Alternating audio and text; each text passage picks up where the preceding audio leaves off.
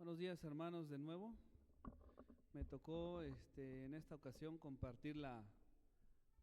me toca compartir la palabra de Dios con ustedes.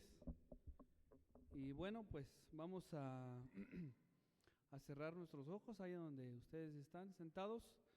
Vamos a pedirle la dirección de Dios para que la palabra que sea expuesta en esta mañana pues sea de bendición. Primero comentarles un poquito que cada vez que me toca compartir la palabra es muy bonito porque primero Dios me habla a mí. Primero Dios me habla a mí porque estoy escudriñando la Escritura y me confronta con su palabra, y a través de eso pues tengo que entender y saber qué es lo que Dios quiere que todos aprendamos, o qué es lo que Dios quiere que pueda exponer delante de ustedes. Vamos a cerrar nuestros ojos y vamos a orar. Señor, en esta mañana, antes de abrir tu palabra, Padre Santo, queremos pedirte tu dirección. Queremos pedirte que tú, Señor, abra nuestros corazones, que tu palabra, Señor, penetre, como dice, que es como una espada de dos filos, que penetra hasta partir el alma, los tuétanos, discierne los pensamientos y las intenciones del corazón. Permite, Padre, que eso sea posible en nuestras vidas, y ayúdanos, Padre Santo, a cada día, Señor, mejorar en nuestra vida cristiana. En el nombre de Cristo Jesús, amén. Vamos a trasladarnos a Juan capítulo 1, ahí donde fue nuestra lectura bíblica. Abramos la palabra de Dios en Juan capítulo 1. Y Juan, hay los 4 evangelios hablan respecto al nacimiento de Cristo. Mateo describe una parte de la historia, Marcos describe otra partecita, y pues podemos recordar dentro de todos los acontecimientos cuando María, cuando se le aparece el ángel a María. Dentro de los acontecimientos que tenemos en los evangelios, también los ángeles se le aparecen ¿a quiénes? A los pastores. Y luego unos hombres del oriente o magos del oriente, ¿qué ven en el cielo? Una estrella. Y hay muchos actores dentro de esta historia, de la historia más bonita. De la historia más bonita, que es que un Dios se hizo hombre para venir a iniciar una obra redentora. Y el libro de Juan cambia un poco, porque el libro de Juan es doctrinal. El libro de Juan nos presenta a Jesús de una manera diferente, o da otras facetas diferentes el libro de Juan. El libro de Juan no solamente habla de un Jesús que nace a partir del llamamiento o a partir de que María fue engendrada por el Espíritu Santo, sino Juan se va un poquito más atrás. Por eso le digo que es doctrinal, porque nos enseña a Jesús antes del nacimiento. Y dice el versículo 1, y creo que todos nos sabemos el versículo 1. Sin que lean sus Biblias, traten de decirlo. Dice así: en el principio era el Verbo.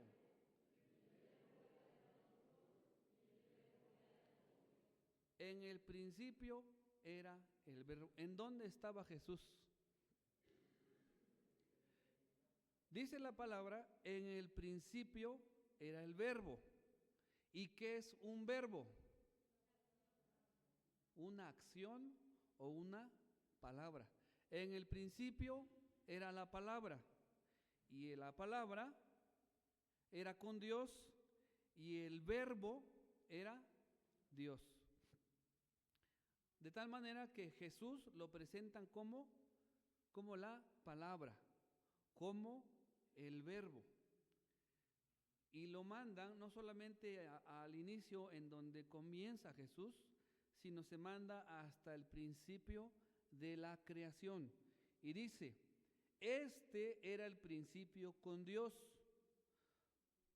Todas las cosas por Él fueron hechas y sin Él nada de lo que ha sido hecho fue hecho. Está diciendo que Jesús estaba presente en la creación. Jesús entonces no inicia cuando inicia con María o la historia de su revelación como ser humano, sino inicia mucho más. ¿Hasta dónde nos lleva? Hasta la creación. Ahí está Jesús.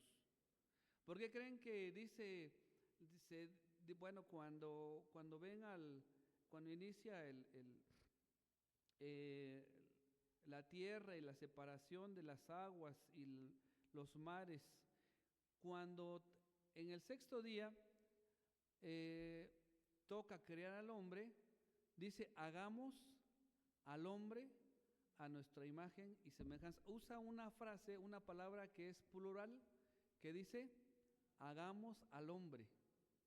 Ahí está Jesús, la palabra. Luego dice, todas las cosas por Él fueron hechas y sin Él nada de lo que ha sido hecho fue hecho. En Él está la vida y la vida era la luz de los hombres. Ahora, si nos vamos en el principio era el verbo, vamos a saltarnos hasta el versículo 14, porque maneja la misma palabra para conocer exactamente quién era el verbo. Dice la palabra de Dios, en el principio era el verbo, y el verbo era con Dios, y el verbo era Dios. ¿Quién era ese verbo? En el 14 dice, y aquel verbo, ¿de quién estamos hablando en ese momento? De Jesús. Y aquel verbo fue hecho carne y habitó entre nosotros, y vimos su gloria, gloria como del unigénito del Padre, lleno de gracia y de verdad. En el 1 nos está diciendo que ese verbo era Dios, y como lo estaba comentando la hermana Sara ahorita, nosotros creemos que Jesús es Dios. Pero ese Dios, dice la palabra, fue hecho carne y habitó con nosotros. Y ahí, hermanos, en este punto vamos a centrar nuestro aprendizaje el día de hoy, porque celebrar la Navidad es celebrar la encarnación de Dios volviéndose hombre. Nadie puede entender mejor al hombre que Dios, porque Dios, estando en su condición de Dios, dice que no se aferró a ser igual a Dios, como dice que sino se despojó. ¿Cómo dice el texto? Porque es un texto. Se despojó.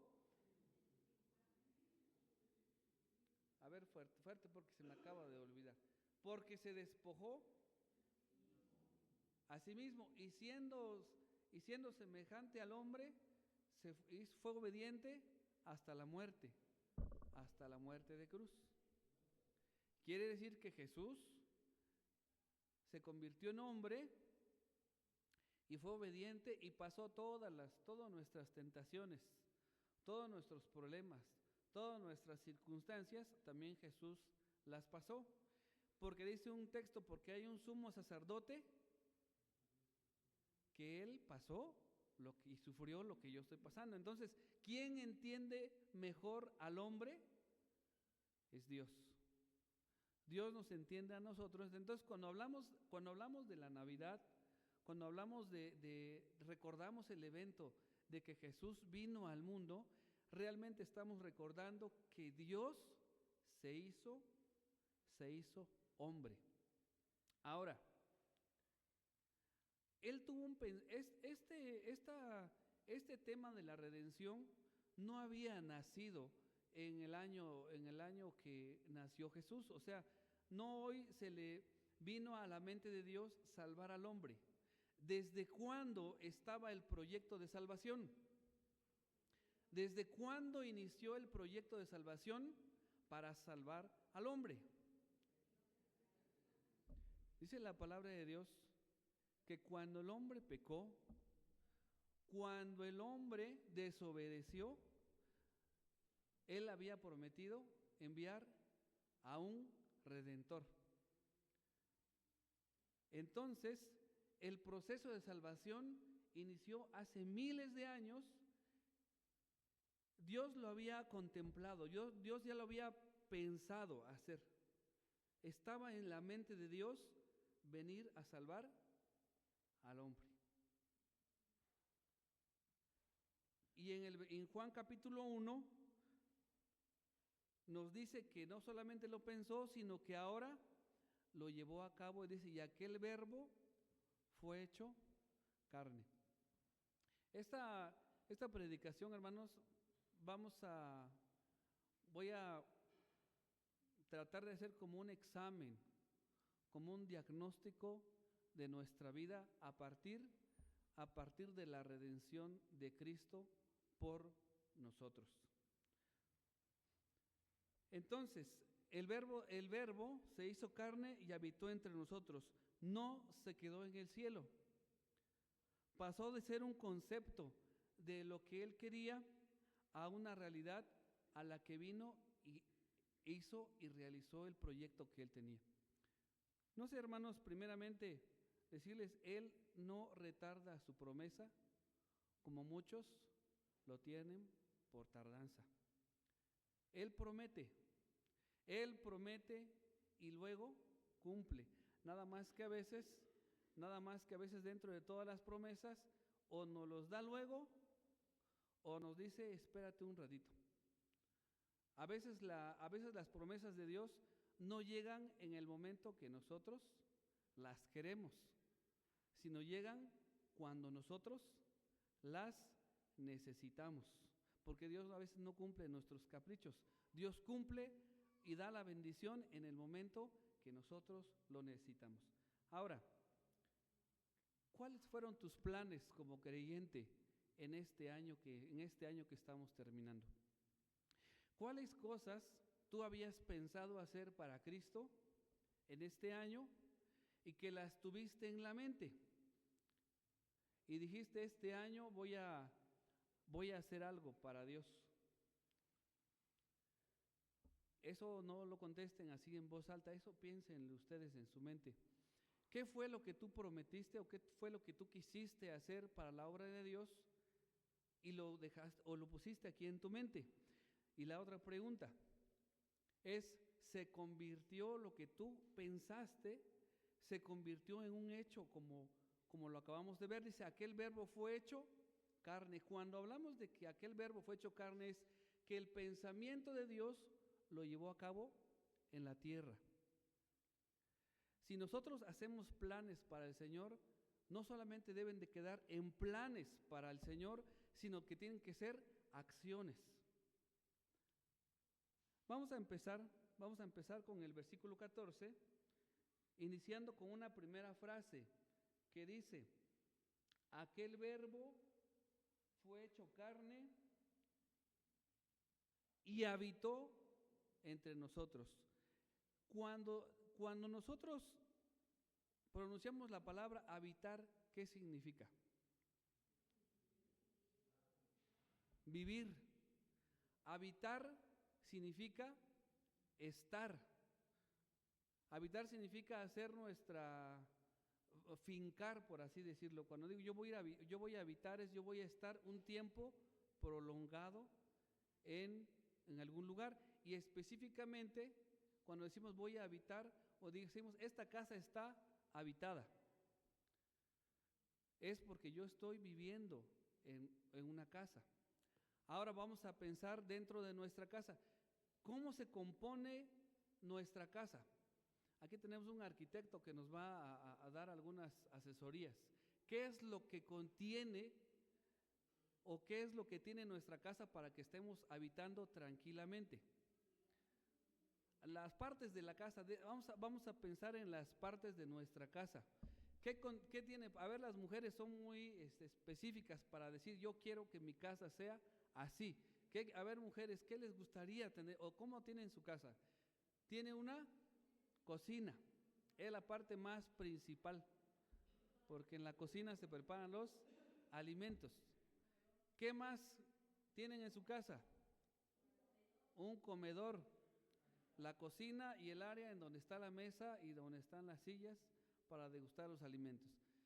Luego tienen el baño, los cuartos, la sala, el área de descanso.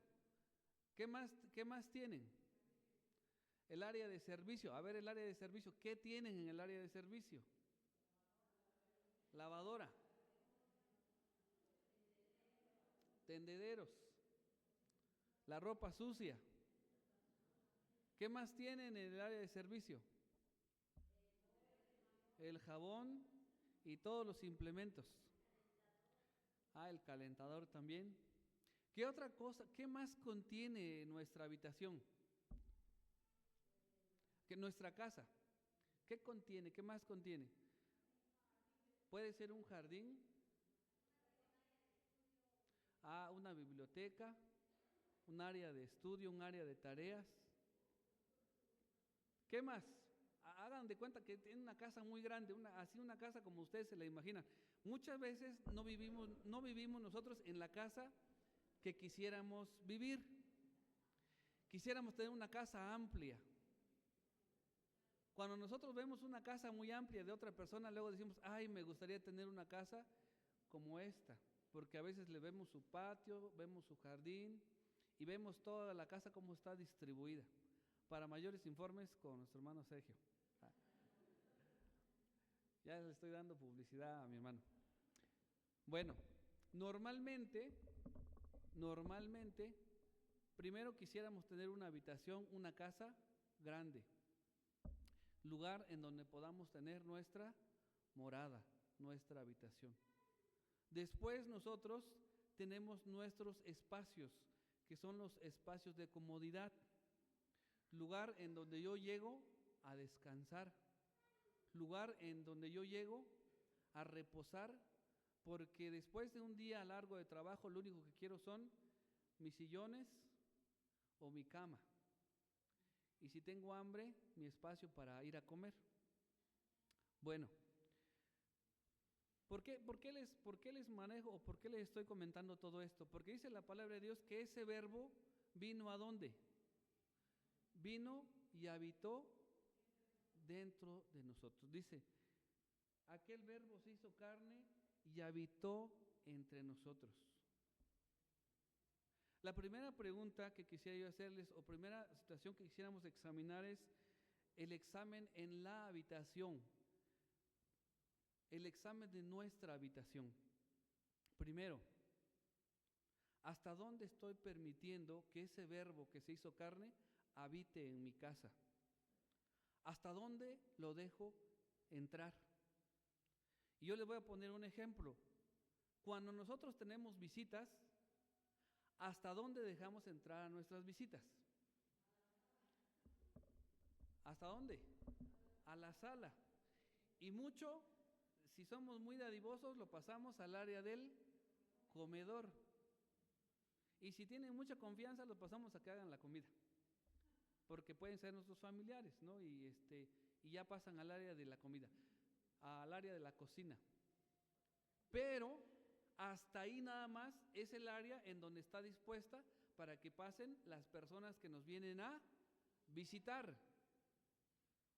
Ahora, ¿quiénes consideran ustedes que fueran las personas de confianza que digan, pásale a mis habitaciones? O decirle, ¿estás cansado? Pasa a descansar en una cama. ¿Quiénes pudieran ser? Puede ser el papá o puede ser nuestra mamá o familiares muy cercanos. Ahora, pensando en Jesús, dice la palabra, Él vino y habitó, dice, entre nosotros. La pregunta, ¿hasta dónde dejas entrar a Jesús en tu casa, en tu hogar? Ahora, recuerden nosotros que este cuerpo, ¿qué es este cuerpo? Es templo del Espíritu Santo. Este cuerpo, aparte de la casa material que tenemos, este cuerpo es un templo del Espíritu Santo. Esta es la casa de Dios. ¿Hasta dónde le permitimos tomar decisiones en nuestra vida? ¿Hasta dónde le permitimos que la educación de nuestros hijos sea conforme a la a la doctrina de la palabra de Dios? Hace unos días platicaba yo con una hermana y decían, es que mi papá, cuando vivía mi papá, nos sentaba a todos y antes de la hora de la comida nos leía una porción de la palabra. Hay papás que tienen tanto afecto a Jesús que cuando todos se despiertan, hacen una oración y hacen una bendición para iniciar el día.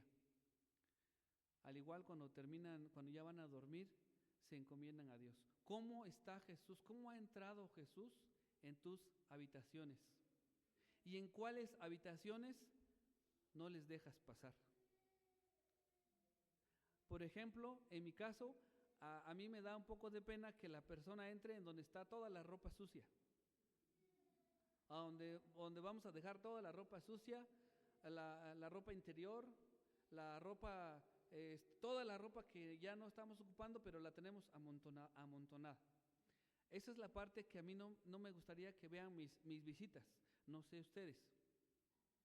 Pero hay áreas en nuestra vida. ¿Cuáles son las áreas de su vida en donde tú no le estás permitiendo entrar a Jesús?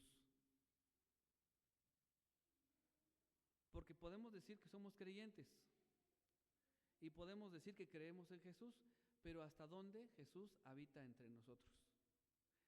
¿Sí habita entre nosotros o está a la puerta? Dice un texto, yo estoy a la puerta y llamo. ¿A dónde tenemos a Jesús? ¿Lo tenemos a la puerta llamando? ¿Lo tenemos en la sala? ¿O lo tenemos en toda la casa? Cuando Jesús está en toda la casa, en nuestra casa, en nuestra familia, hay armonía. Porque Jesús es el que gobierna nuestra casa. Las decisiones que se toman son porque son la voluntad de Dios. Lo que platicamos, lo que hacemos y lo que decimos y lo que pensamos en nuestra habitación es porque Jesús está gobernando nuestra vida. Y esa es la vida como la que nadie más se da cuenta. La vida que tenemos en nuestra casa es la parte más escondida que nosotros tenemos como creyentes y como todas las personas. Porque en la casa realmente nos damos a conocer cómo somos. Porque saliendo de la casa ya podemos cambiar de humor, o podemos cambiar de parecer, o podemos cambiar de acciones. Pero en casa somos unas personas. Y esa misma actitud debería de ser en todos los ámbitos en donde nos desenvolvemos. Pero realmente donde nos conocen cómo somos es en la casa. ¿Cómo está Jesús habitando contigo en tu casa? Es la primera evaluación que deberíamos de hacer en este texto. Vamos allá a Romanos capítulo 8, versículo 9. Romanos capítulo 8. Romanos 8, versículo 9. Cuando me toca dar la enseñanza, me gusta que todos lo leamos, así que vamos a leerlo todos juntos para que podamos estar conectados con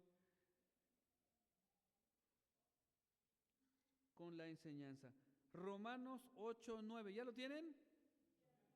Leemos todos juntos, dice así: mas vosotros no vivís según la carne, sino según el Espíritu, si es que el Espíritu de Dios mora en vosotros. Y si alguno no tiene el Espíritu de Cristo, no es de él. ¿Cómo nosotros, como creyentes, debiéramos de vivir? ¿Cómo dice el texto? Dice, mas vosotros no vivís según la carne, sino según el Espíritu. Eso es como lo ideal, eso sería lo mejor. Nosotros tenemos que vivir según el Espíritu. Ahora, vivir según el Espíritu, ¿cómo sería? ¿Qué texto utilizaríamos cuando decimos vamos a vivir según el Espíritu? ¿Cuáles son las formas de vivir según el Espíritu? ¿Mande? Amor, gozo, paz, paciencia, benignidad, fe, mansedumbre y templanza. Cuando dicen, vosotros tienen que vivir según el Espíritu, según así tenemos que vivir. Ahora dice, en el mismo versículo, no pueden vivir según la carne. Ahora vamos a ver qué es la carne. ¿Qué sería? Si fuéramos según la carne, ¿cómo sería? Idolatría, celos, iras, contiendas, disensiones, herejías, cosas semejantes a esas, dice allá en Gálatas, de los cuales que practican estas cosas no heredarían el reino de Dios. A ver, entonces, para que entendamos el versículo, no deberíamos vivir según la carne, es lo que acabamos de decir. Sí deberíamos vivir según el Espíritu, ya también lo dijimos. Y luego el escritor dice, si es que, vean cómo dice, si es que, ¿qué está tratando de decir la palabra si es que? Si es que el Espíritu de Dios mora en vosotros. Miren, hermanos, no, esto es para todos, porque yo le digo que cuando yo estaba haciendo este estudio, pues primero me redarguye a mí, o sea, primero me muestra lo que soy o lo que sé, porque yo solamente sé cómo soy, ¿no? Pero el escritor dice, si es que, quiere decir que aunque podamos estar aquí 100, 200 o 300 hermanos reunidos, no todos pueden tener el Espíritu de Dios. Por eso dice, si es que el Espíritu de Dios mora en vosotros. Y no estoy tratando de hacerles dudar de su salvación, pero cuando el Espíritu Santo no mora en vosotros, vamos a vivir según la carne. Y si el Espíritu Santo está en nosotros, entonces vamos a vivir según el Espíritu, si es que mora en vosotros. Entonces, punto principal, dice que el Verbo bajó y habitó entre nosotros. Pregunta, ¿Jesús está en nuestro corazón? ¿Jesús está gobernando nuestra vida realmente? ¿Sí lo está haciendo o no lo está haciendo? Si es que está con nosotros. ¿Sí está Jesús con nosotros? El que diga que sí, diga amén. Dijo un hermano, aunque sea un amén aguado. Es un chiste de un hermano que predica, no me hagan mucho caso. Bueno, si es que Jesús mora en vosotros. Ahora, dice versículo 9, y si alguno no tiene el Espíritu de Cristo, no es de él. Hermano, si tú no tienes el Espíritu de Cristo, aunque estemos aquí sentados, no somos de él. Es algo que Pablo habla fuerte a las iglesias. Y yo estaba por predicar, 2 Corintios capítulo 14, Pablo se andaba peleando con las iglesias, bueno, no estaba peleando, lo andaban desconociendo como apóstol en el versículo 15, en el capítulo 15, Y también Pablo regaña muy fuerte a los hermanos. Entonces dije, mejor voy a cambiar de capítulo, voy a leer otro capítulo con los hermanos, porque no es el caso de la iglesia de Ixtlán. Pero Romanos, de todas maneras, Pablo habla muy fuerte, o sea, habla muy directo a los creyentes. Y dice en el versículo 9, si alguno no tiene el Espíritu de Cristo, no es de él. Cuando Jesús acaba su obra y se va al cielo, dice, yo me voy, pero voy a enviar a un consolador para que esté con ustedes. Él los guiará y Él les va a redarguir de pecado, de justicia y de juicio. Entonces el Espíritu de Jesús es el Espíritu Santo. Y si el Espíritu Santo no está en nosotros, tampoco somos de Él. El primer examen entonces en este día es el examen de nuestra habitación, el examen de nuestra casa. ¿Está Jesús reinando en nuestro corazón? ¿Sí está aquí adentro? ¿Estamos seguros o no lo está haciendo o está a la puerta? Si está a la puerta, hermanos, déjenlo entrar. Pero si está adentro, déjenlo reinar. Déjenlo que Él gobierne toda su vida, toda su familia, su vida específicamente. Amén. Vamos con el segundo punto. Ahora, vamos al versículo 14 de Juan. Dice en el versículo 14, leemos todos juntos. Cuando leemos el versículo, todos juntos apóyeme. Dice, y aquel verbo fue hecho carne y vimos su gloria. Hasta ahí nada más. Ahí nos toca compartir un examen de la manifestación de nuestra vida. Dice la palabra de Dios que cuando Jesús vino, habitó entre nosotros. Pero no solamente habitó entre nosotros. ¿Qué pasó? Dice, vimos su gloria. Vimos su gloria. ¿Cómo vieron su gloria? ¿Qué dice el versículo? Vimos su gloria. ¿Gloria cómo? ¿A quién estaba reflejando Jesús cuando estaba en la tierra? Jesús estaba reflejando al Padre. Eso fue lo que vieron. Y dice la palabra de Dios, vimos su gloria. Gloria como del unigénito del Padre. El segundo examen que tenemos que nosotros hacernos es el examen de la manifestación de mi vida. Si Jesús está en mi habitación, si Jesús está en mí, ¿qué es lo que deben de ver en mí las demás personas? ¿A quién tenemos que reflejar nosotros? ¿A quién tenemos que reflejar? A ver otra vez. ¿A quién tenemos que reflejar? Nosotros debemos de reflejar a Jesús. Pablo decía, sean imitadores de mí como yo de Cristo. Entonces, Jesús reflejaba al Padre. Y Él mismo dijo, yo y el Padre, uno somos. Y nos platicamos y conversamos y tenemos una comunión entre yo y el Padre. Y dice la palabra de Dios que todos los días Jesús se apartaba y se iba a un lugar para poder hablar con su Padre. Y cuando Él se manifestaba, dice la palabra de Dios que hubo un punto en el que Él se transfiguró, dice la palabra de Dios que sus vestiduras brillaban y se le apareció Elías y Moisés.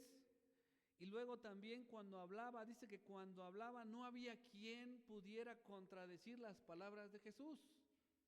Porque Jesús hablaba, Jesús compartía, Jesús daba testimonio, Jesús sanaba, Jesús compartía, Jesús multiplicaba, Jesús compartía. Él trabajaba para el Padre. Era un trabajo que Él vino a realizar de tal manera que enviaron a unos soldados y le dijeron, vayan y pregunten quién es Él exactamente, que nos diga quién es Él. ¿Y qué creen? A esos que enviaron también se convencieron de la palabra de Jesús. Y un día Jesús le dijo a sus discípulos, había una situación de que como había convertido el pan, había multiplicado el pan, muchas personas lo seguían. Y hubo un momento en el que le dijo, todos ustedes me siguen porque les doy de comer. Si yo no les diera de comer, no los tuviera aquí como seguidores, mejor regrésense. Y muchas personas, pues como sí lo seguían por lo que había hecho, se empezaron a ir. Y los discípulos se quedaron así como, oye Jesús, pero ¿qué no seguidores? ¿Qué no seguidores es lo que necesitamos? Y le dijo, ¿quieren irse también ustedes? Si quieren, váyanse. Y uno de ellos le dijo, no, Señor, porque no, ¿qué fue lo que le respondieron? ¿A quién iremos? Si solamente tú tienes palabras de vida eterna. Y un día le dijo a sus discípulos, vayan e investiguen qué es lo que dicen de mí. Y llegaron los discípulos y le dijeron, Jesús, esto dicen de ti. ¿Qué decían de Jesús? Unos dicen que tú eres Elías. Otros dicen que tú eres el profeta. Otros dicen que tú eres el Mesías. Y les pregunta a Jesús, ¿y ustedes? ¿Y ustedes? ¿Quién dicen que soy? ¿Y qué dijo Pedro? Tú eres el Hijo del Dios viviente. Cuando alguien reconoce lo que tú eres, hermano, pero que no lo digas tú, sino que lo diga otra persona, es cuando tú estás manifestando la gloria de Dios. A Jesús le dijeron, tú eres el Hijo del Dios viviente. De ese grado de reconocimiento debe de haber en nuestras vidas al momento de manifestar la gloria de Dios. Vimos su gloria como del unigénito del Padre. Cuando la manifestación de la gloria de Dios es real en nuestra vida, van a decir, no sé por qué esta persona es diferente. O es una buena persona. O sea, hay un reconocimiento, no de lo que yo digo de mí mismo, sino de lo que dicen las personas de mí, de lo que ven. Pero si tú no estás manifestando la gloria de Dios o no estamos manifestando la gloria de Dios, entonces la reacción de las demás personas van a ser reacciones negativas.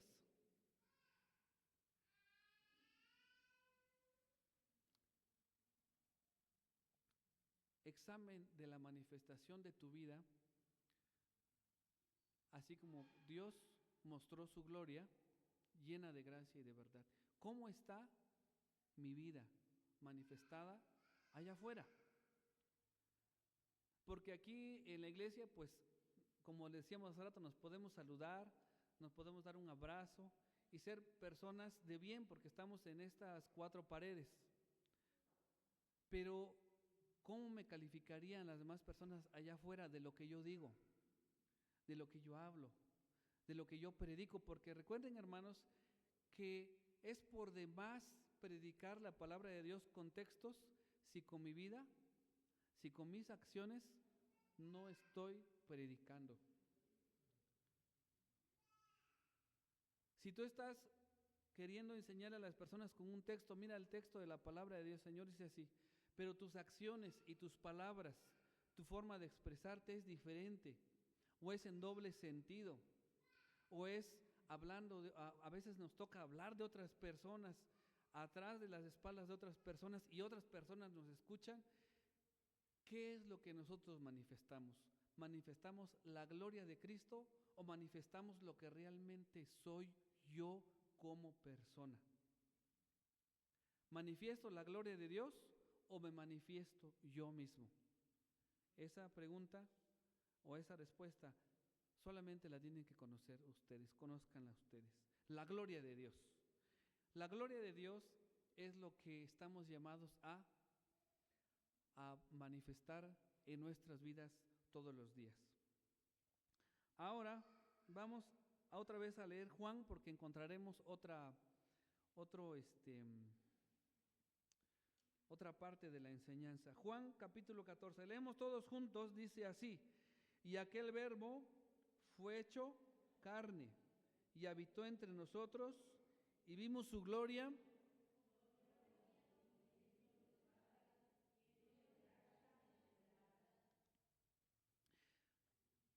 Una vez que manifestémosla, aparte de que manifestó su gloria, la gloria que Jesús manifestó traía dos componentes bien importantes. ¿Cuál es el primer componente? Gracia y verdad.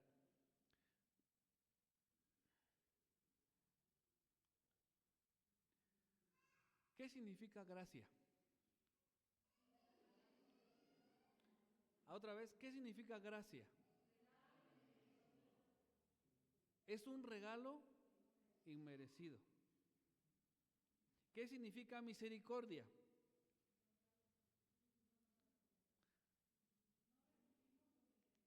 Ahí está. Muy bien, la gracia. Jesús manifestó dentro de la gloria que Él manifestaba, manifestó gracia. Y la gracia significa un regalo inmerecido.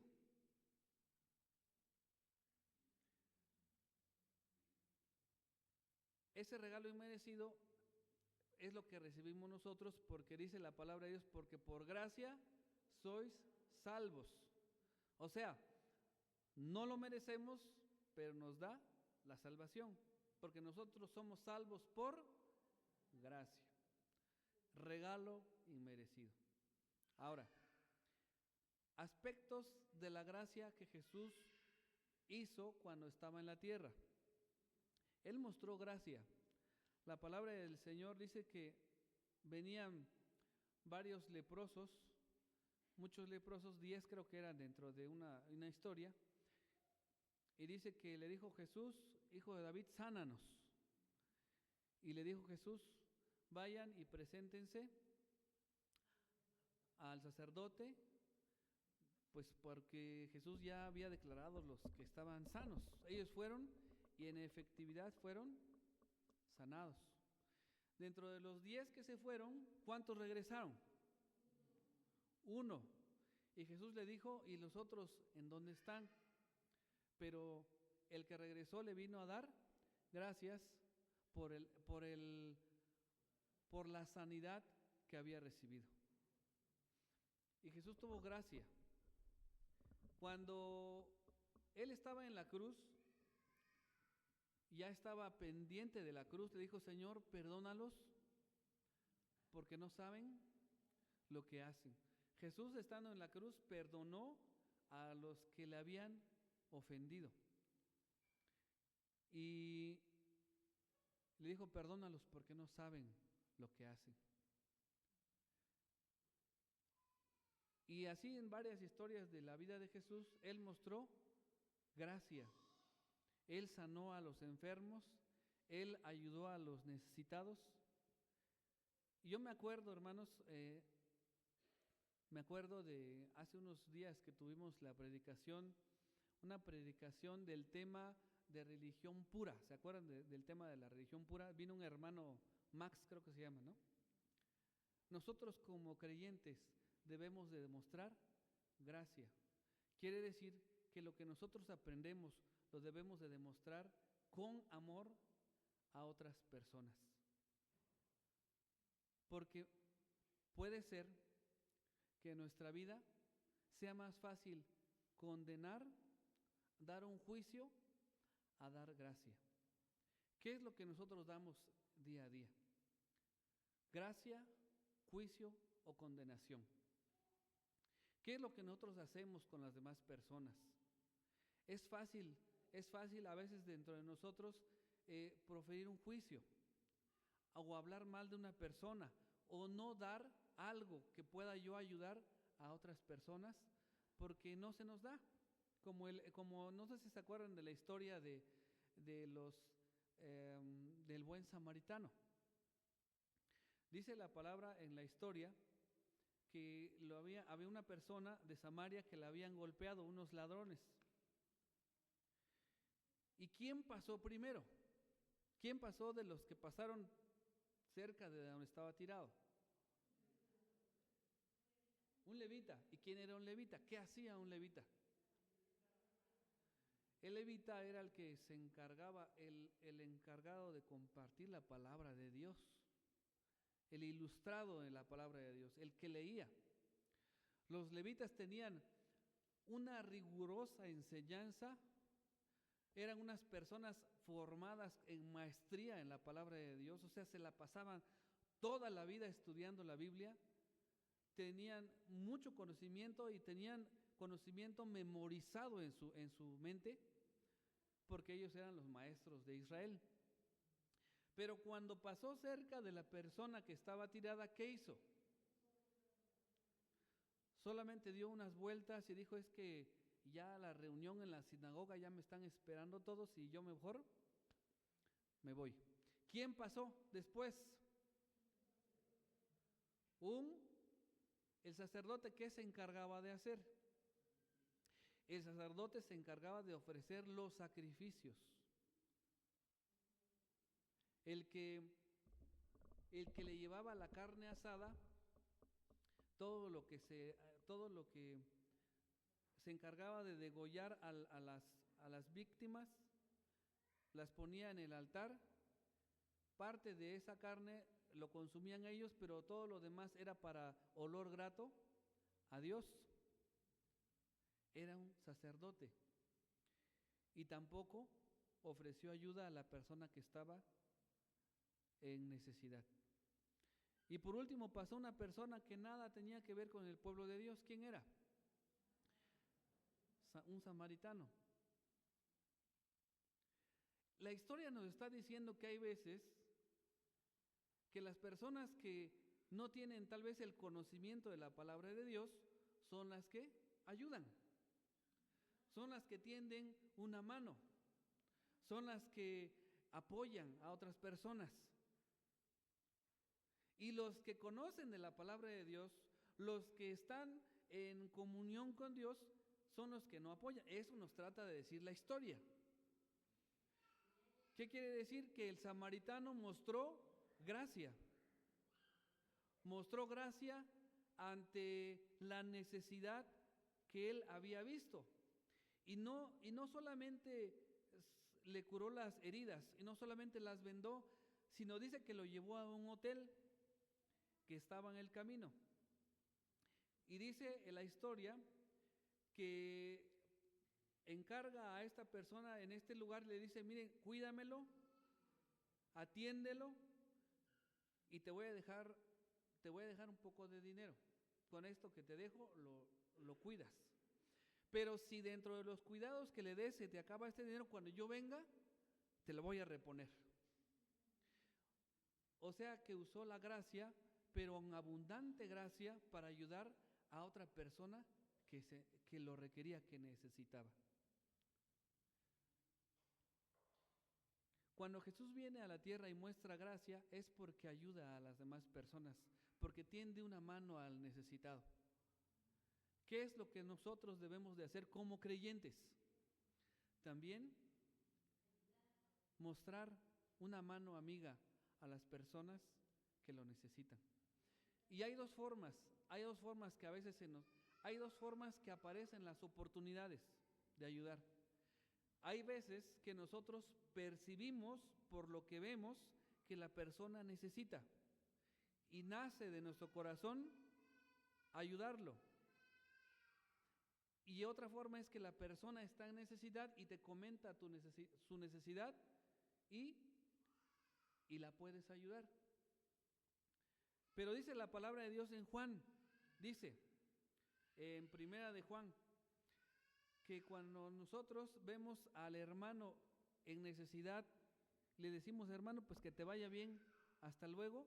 El amor de Dios no está en nosotros, porque ¿cómo van a amar a Dios que no lo ven, y a un hermano que está en necesidad y le dicen hasta luego, adiós, que Dios te bendiga, sin que uno le pueda ayudar?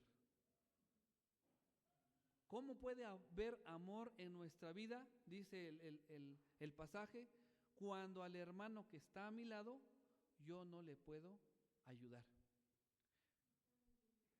Hermanos, hay que demostrar gracia, hay que demostrar favores, tal vez incluso a los que no se lo merezcan, porque esa es la gracia. La gracia es demostrar amor aunque no se lo merezca. Hay veces, hay personas que nos llegan a afectar a nuestra vida. Hay personas que llegan a ofendernos.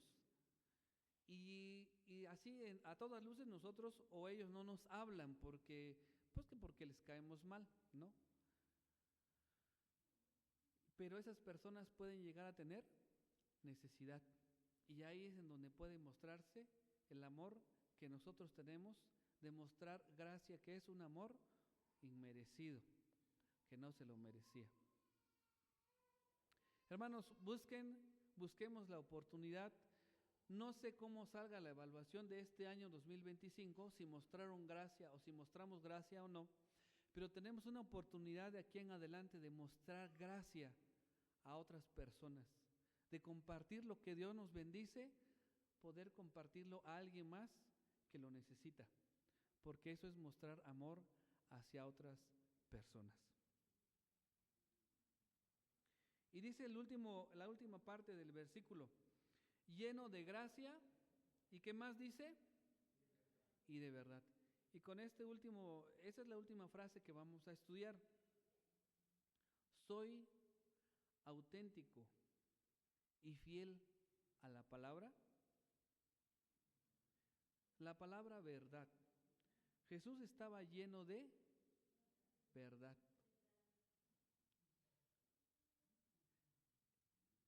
Tanto así que Él se proclamó ser la verdad. Yo soy el camino, yo soy la verdad y la vida. Jesús decía la verdad, pero Él era la verdad. Se proclamó que Él era la verdad. En la vida de Jesús no había hipocresía. ¿Qué es hipocresía?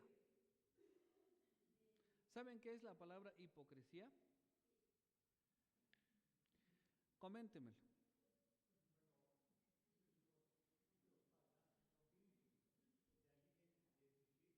De fingir.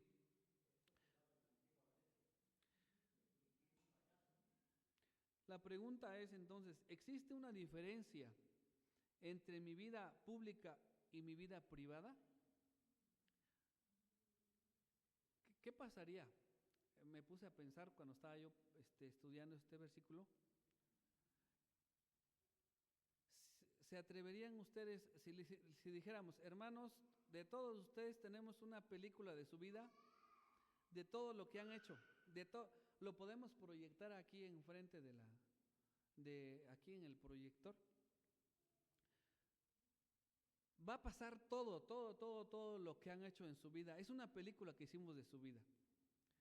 Pero vamos a proyectarla, vénganse tal día porque vamos a estrenar la película de su vida. ¿Qué harían ustedes? Le dijeran al cineasta, espérate, permítanme, vamos a hacer unos recortes, vamos a editar, o ponla así como está, que la gente sepa cómo soy. Si saldría una película en donde dice solo en cines, pero es de su vida, ¿qué harías? ¿Cuántos recortes le harías a esa película o la dejarías completa que se vaya a rodaje? Cuando nosotros hablamos de una vida de verdad, dice la palabra de Dios, en este versículo que estamos estudiando, que Jesús, aparte de la gracia, también proclamó verdad, porque Él hablaba con la verdad y Él no tenía una doble cara, doble forma de actuar.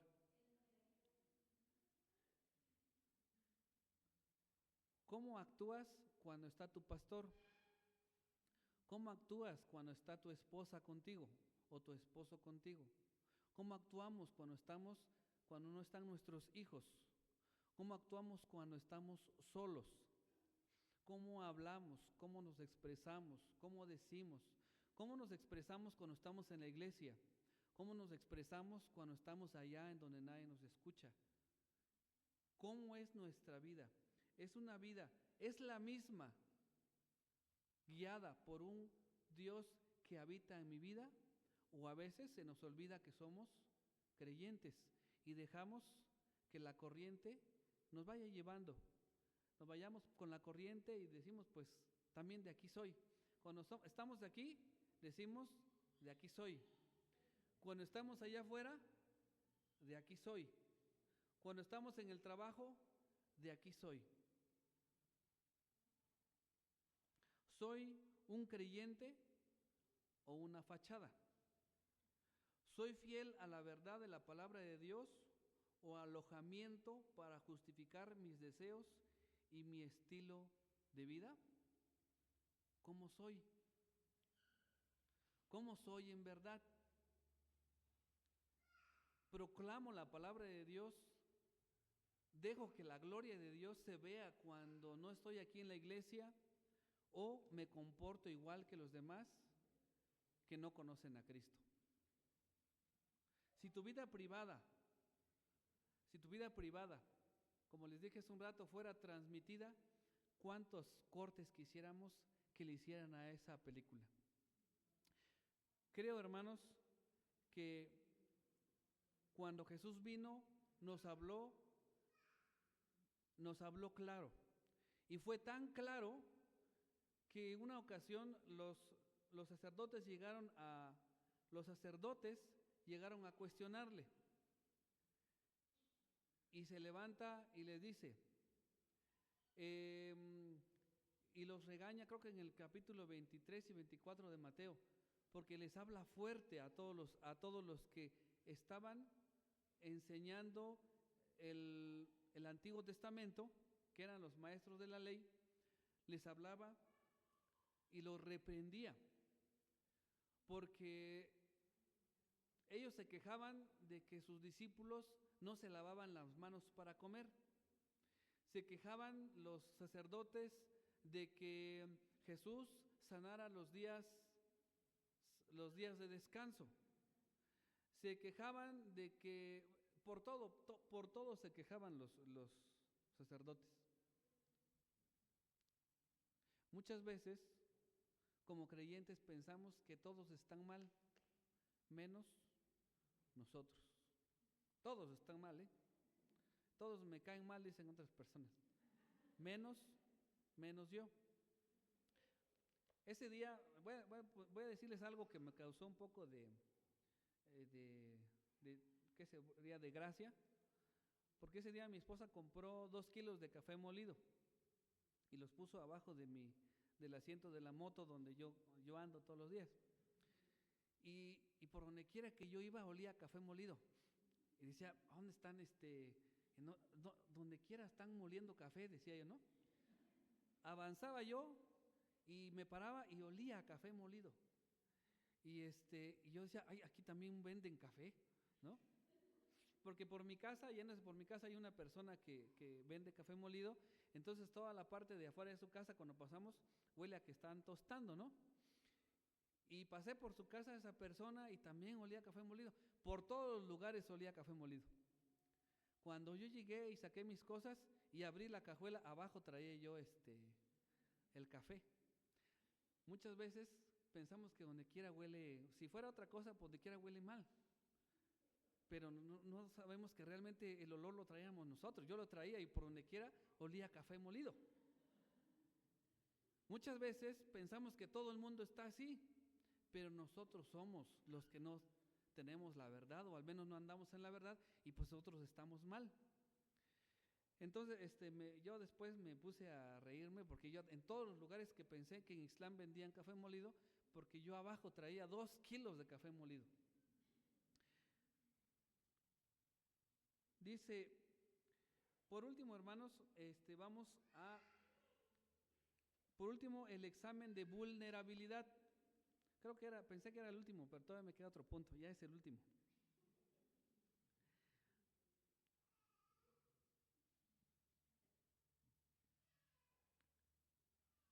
dice, aquel verbo fue hecho carne. El verbo se hizo vulnerable. O sea, Dios bajó del cielo y se hizo carne. Lo primero que Jesús le pasó cuando llegó a la tierra fue que querían asesinarlo. ¿Sí se acuerdan? Dice que dijo, ha nacido un niño en Belén y vamos a adorarle. Y dijo Herodes, pues voy yo también, dígame a dónde es para que yo vaya y le adore, pero no, realmente no quería adorarlo. ¿Qué quería? Quería matarlo. Quiere decir que ese Dios se hizo vulnerable al convertirse en un bebé porque era una persona indefensa, desde chiquito. Se vino a ser vulnerable, nació como un bebé indefenso, dependiente de otros. La fe que se hace carne no es orgullosa, sino es accesible. Nosotros cuando nos hacemos vulnerables, estoy dispuesto a servir, a hacerme vulnerable ante la comunidad, participo en el ministerio o espero que otros hagan el trabajo. ¿Solo soy un consumidor en la iglesia o un colaborador? Dios no solamente se conformó con tener la idea de venir a la tierra, sino que Él vino y se hizo hombre. Vino a hacer lo que había pensado hacer.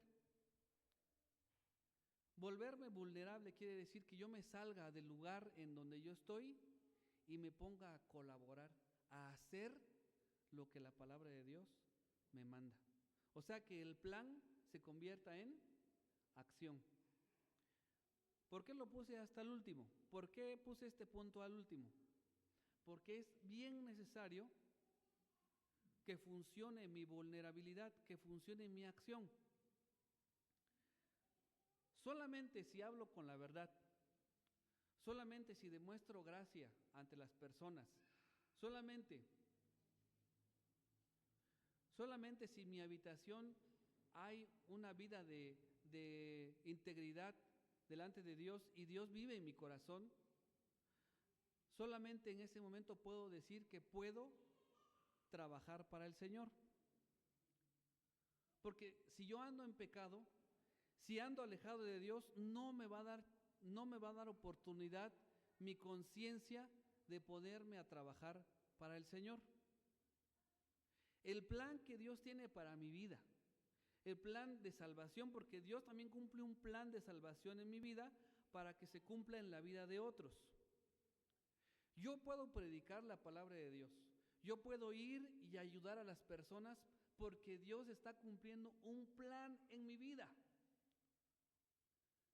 Pero si todo esto que acabamos de estudiar, yo estoy alejado y yo no muestro gracia, ni muestro su gloria, ni tengo a Jesucristo en mi habitación, en mi vida, no puedo servir para poder servir. O sea, no puedo. El mismo pecado me hace que yo no lo haga. El mismo alejamiento que yo tengo de Dios no permite que yo colabore, no permite que yo me ponga a trabajar para el Señor. No permite que yo visite a las personas que no conocen a Cristo. No permite que yo haga algo para el Señor. Cuando Dios bajó a la tierra es porque Él ya vino a poner en acción el plan que había determinado. Hermano, hermana, no sé hasta dónde colaboraste este año con la iglesia, hasta dónde compartiste la palabra de Dios, hasta dónde predicaste, hasta dónde hiciste algo para el reino de Dios. Pero yo te invito a que tú seas vulnerable, a que tú te prestes al servicio al Señor, porque estás en las condiciones óptimas de hacerlas, porque tienes a Jesús en tu corazón. Amén.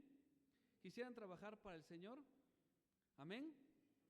Este año va a haber muchos retos, va a haber muchas acciones que se van a tomar para engrandecer la gloria de Dios, para que muchas personas lleguen al conocimiento de Cristo.